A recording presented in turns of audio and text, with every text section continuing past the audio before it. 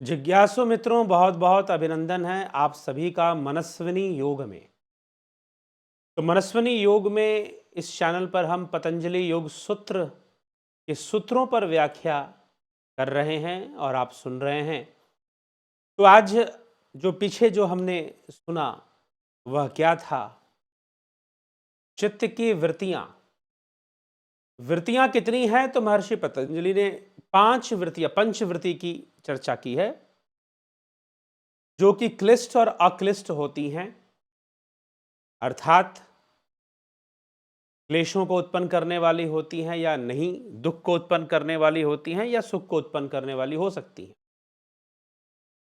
तो वो वृत्तियां 5 प्रकार की होती हैं: प्रमाण, विपर्य, विकल्प, निद्रा और स्मृति।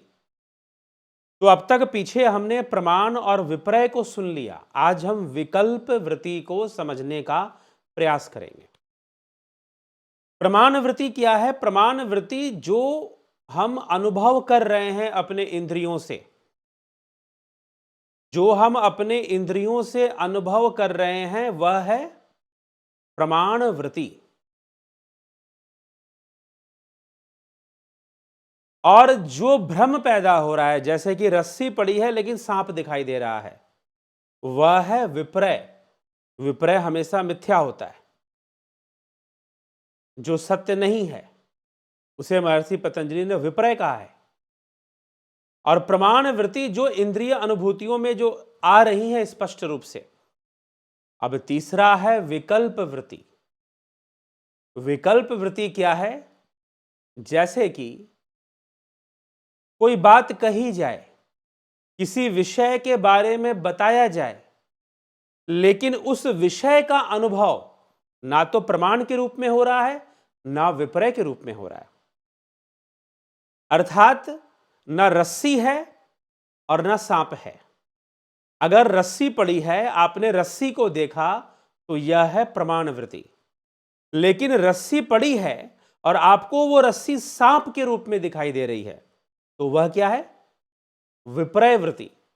और ना तो रस्सी है ना तो सांप है, कुछ भी नहीं है, फिर भी लग रहा है कि सांप है, वहां पर सर्प खड़ा है, तो यह हो गया विकल्प वृत्ति। इसलिए महर्षि पतंजलि इस विषय में क्या कहते हैं? शब्द ज्ञानानुपाति वस्तु शून्यो विकल्पः। यदि किसी शब्द से सूचित वस्तु का अस्तित्व न रहे, तो उस शब्द से जो एक प्रकार का ज्ञान उठता है, उसे विकल्प अर्थात शब्द जात भ्रम कहते हैं। अर्थात वो विकल्प के रूप में प्रकट होता है। जैसे कि आपने सुना होगा, विजुअलाइजेशन प्रैक्टिसेस होती हैं। विजुअलाइजेशन प्रैक्टिसेस, विजुअलाइज करो कि आप समंदर के किनारे हो और दूर दूर तक पानी ही पानी दिखाई दे रहा है और हवा बह रही है। आप शांति से वहां बैठे हो, फिर आप आकाश की ओर देख रहे हो। What is this? This is विकल्प, क्योंकि समुंदर तो वहां है नहीं, सागर तो वहां है नहीं, सागर के किनारे आप बैठे भी नहीं हो, आप उसे विजुअलाइज कर रहे हो। तो इसको विकल्प अर्थात कि शब्द के बोलने से वो वस्तु तो वहां पर नहीं है, लेकिन उसका एक ज्ञान या उसकी एक वृत्ति उत्पन्न हो रही है। जैसे कहा जाए ताजमहल, तो अब आपके अंदर ताजमहल की एक वृत्ति बनेगी। ठीक है, ताजमहल सामने तो है नहीं, अरे आगरा जाओगे तब ताजमहल देख पाओगे, ऐसे कहां से देख पाओगे? तो अब एक वृत्ति बनेगी। तो यह जो वृत्ति उत्पन्न हुई, वह सब क्या है? विकल्प है, विकल्प ज्ञान। ठीक ना?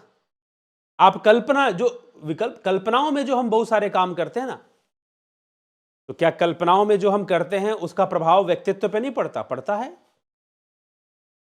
कैसी कल्पना हम कर रहे हैं? तो इसे कहते हैं विकल्प ज्ञान। यह विकल्प वृत्ति है, अर्थात वस्तु नहीं है लेकिन फिर भी वो दिख रही है। अगर कहा जाए ताजमहल देख लो, आपने ताजमहल देखना शुरू कर दिया, आपने मन की आंखों से देखना। तो ये जो मन की आंखों से, आप कल्पना कर लो कि आप इधर घूम रहे हो, उधर घूम रहे हो, कल्पना कर लो, अरे अभी विवाह हुआ नहीं, एक लड़का, उसके शादी की बात चल रही है, अभी तो शादी हुई नहीं, लेकिन अब वो कल्पना कर रहा है कि उसकी पत्नी कैसी होगी। एक लड़की, उसके शादी की बात चल रही है, वो कल्पना कर रही है कि मेरा पति कैसा होगा। अरे भाई, अभी पति तो तब आएगा ना जब विवाह हो जाएगा, तब देख लेना, समझ लेना कैसा होगा, लेकिन वो कल्पना में लगी हुई है कि मेरा पति ऐसा होगा, मेरा पति वैसा होगा, मुझे ऐसा लड़का चाहिए, मुझे ऐसे व्यक्ति से विवाह करना है। तो कल्पना वस्तु नहीं है, लेकिन फिर भी अब जो देखिए, अब यह जो विकल्प ज्ञान है, यह जो वैकल्पिक वृत्ति है, और ये बहुत हावी होती है। ओवर थिंकिंग क्या है? ख्याली पुलाव बनाना क्या है? लोग ख्याली पुलाव बनाते हैं, तो ख्यालों में गुम हो जाना, इमेजिनेशन में रहना, ओवर थिंकिंग आ जाती है लोगों को,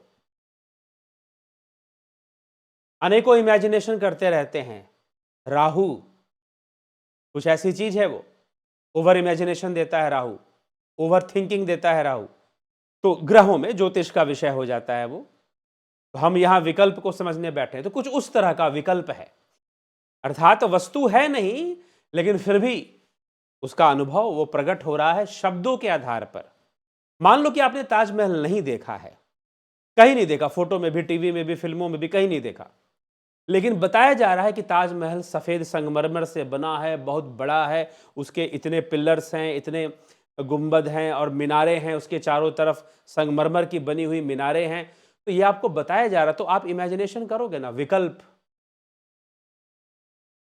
ठीक है, गणित के जो बहुत सारे सवाल होते हैं वो इसी विकल्प पे आधारित होते हैं। कैलकुलेशन भी विकल्प होता है, जैसे आपको कहा गया 4 + 4 कितना होता है, आप बोलोगे 8, ये कैलकुलेशन कहां हो गया? आपके विकल्प में हो गया। तो मैथमेटिक्स भी विकल्प से चलता है, गणित। ठीक है,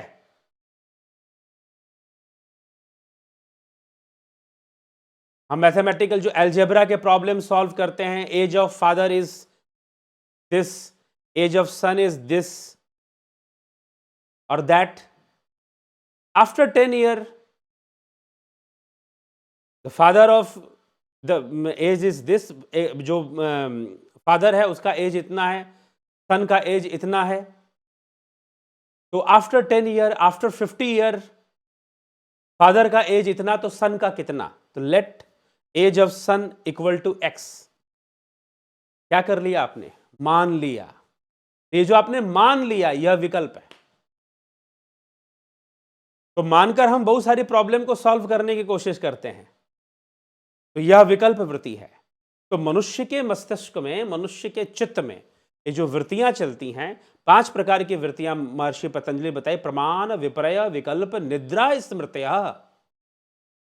तो प्रमाण हो गया, सेंसरी परसेप्शन है वो। विपर्य हो गया, इल्यूजन, मतलब कि गलत चीजों का दिखाई दे देना।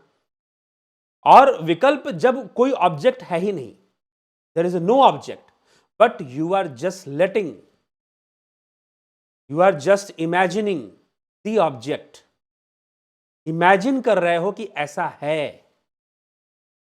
ठीक है, तो वह वृत्ति क्या है? विकल्प वृत्ति है, इसमें हमारी कल्पनाशीलता काम करती है, कल्पना शक्ति काम करती है। तो कल्प विकल्प का यही खेल है। ठीक, तो वो वहां पर विकल्प वृत्ति है। तो एक तो सत्य, जो इंद्रियों से हमने प्रमाण जिसको कह दिया, फिर विपर्य, जो कि गलत नॉलेज हमें मिल रहा है किसी भी चीज के विषय में। ठीक है, और फिर एक विकल्प की वस्तु तो कुछ है ही नहीं, नो ऑब्जेक्ट, बाहर में कोई ऑब्जेक्ट नहीं है, उसके शब्द को बोला गया है और आपने उसके ऊपर इमेजिन कर लिया है, कल्पना कर लिया। आपके पास ना बाप है, ना बेटा है, ना फादर है, ना सन है।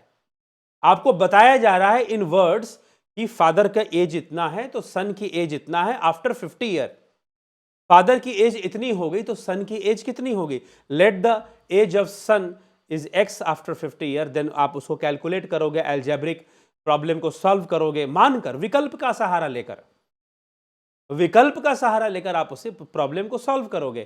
तो यह विकल्प वृत्ति है, कल्पनाशीलता। वस्तु वहां पर नहीं है। एक लड़की, उसके विवाह की बात चल रही है, वो अपने पति की कल्पना कर रही है कि मेरा पति कैसा होगा।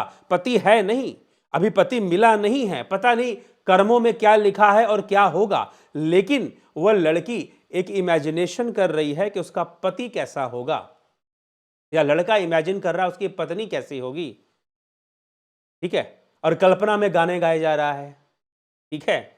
तो इस तरह के कई गाने मिलते हैं कि आदमी कल्पना में ही गाते रहता है। तो इस तरह से अब वो कल्पना हमारे मन को, अगर हमने कल्पना कर लिया बुरा तो हमें भयभीत करेगा, कुछ रोमांटिक इमेजिनेशन कर लिया तो थोड़ा सा अच्छा लगेगा। तो इमेजिनेशन में भी तो हमें, हमारे मन में सिर्फ कल्पना से भी सुख दुख की अनुभूतियां होती हैं, कुलष्ट अक्लिष्ट होती हैं, इमेजिनेशन से, ओनली विकल्प से, ठीक है। तो यह विकल्प वृत्ति का रहस्य है। और योग का उद्देश्य क्या है? ना तो प्रमाण में रहो, ना विपर्य में रहो, ना विकल्प में, और ना निद्रा और स्मृति में। लेकिन सारे वृत्तियों को समझना है, तुम्हें तो चित्त वृत्ति का निरोध करना है। योगस्य चित्त वृत्ति निरोध, तभी स्वरूप की प्राप्ति होगी, रियल सेल्फ का रियलाइजेशन होगा, realisation of your real self. तो विकल्प is the third type of thought waves. Third type of thought waves. First type is praman, second is vipraya, third is vipraya is a false knowledge. Vipraya विकल्प is your imaginary knowledge, imagination से जो आप knowledge gain करते हो। जैसे mathematics में हमने सन के एज को निकालने के लिए इमेजिनेशंस किया, माना कि ऐसा है, और हमने उसको सॉल्व किया। तो विकल्प कोई छोटी मोटी चीज नहीं है, बहुत बड़ी ताकत है। कल्पना शक्ति बहुत बड़ी शक्ति होती है। हाँ, लेकिन अगर ये मिसगाइडेड होती है या अनकंट्रोल्ड होती है तो हमारे पूरे लाइफ को डिस्ट्रॉय कर सकती है, हमारी ही कल्पना शक्ति। लेकिन अगर हमारी कल्पना शक्ति फोकस्ड है, गाइडेड है, कंट्रोल्ड है, तो वो हमें बहुत आगे ले जा सकती है, बहुत बड़ा इंसान बना सकती है, बहुत बड़ी सफलता जीवन में दे सकती है।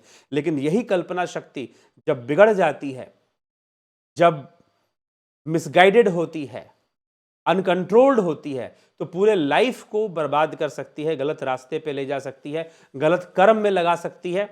लेकिन फोकस्ड है और कंट्रोल्ड है तो फिर हम बहुत बड़ा काम अपनी कल्पना शक्ति से भी लोग संसार में करते हैं। लेकिन है ये भी वृत्तियों का बंधन, है ये भी वृत्तियों का ही बंधन। तो अगर हमें वृत्तियों से मुक्त होना है तो चित्त वृत्ति निरोध करना पड़ेगा। वही योग है, वही ध्यान योग है। ध्यान योग एवं सत्य योग, शास्त्र कहते हैं ध्यान योग एवं सत्य योग, कि ध्यान योग ही सच्चा योग है। सत्य योग है मतलब सच्चा योग है। तो वास्तव में योग की प्राप्ति भी ध्यान से ही संभव है। तो ध्यान योग हम जरूर करें, और इसकी ऑनलाइन कोर्सेज चलती हैं चैनल के माध्यम से। आप ज्वाइन करना चाहते हैं, जरूर कोर्स को ज्वाइन कीजिए, इससे लाभ उठाइए। इसी प्रकार से प्राकृतिक चिकित्सा और फिर स्वर योग का कोर्स भी चलता है। लेकिन ध्यान योग का कोर्स चित्त वृत्ति निरोध करके शुद्ध चेतना की प्राप्ति करना है, pure consciousness, pure real self, realisation of real self, जो भावातीत इंद्रियातीत उस अवस्था को, वृत्ति से ऊपर, वृत्ति ये जो परे है, चित्तवृत्ति का निरोध हो जाने से ही स्वरूप की अवस्था बनती है। तो वैसी अवस्था की ओर हमें ले जाता है, ध्यान योग ले जाता है। तो हमें इसका अभ्यास करना चाहिए। चलिए, तो इसी के साथ हम विचारों को विराम देते हैं। आप इन कोर्सेज की जानकारी लेना चाहते हैं तो आप जो है इस व्हाट्सएप नंबर पे कांटेक्ट करेंगे, इस पे मैसेज करेंगे और डिटेल्स आप ले लेंगे, ठीक है। तो इसी के साथ हम विराम देते हैं अभी। बहुत बहुत आभार आप सभी का। ओम तत्सत।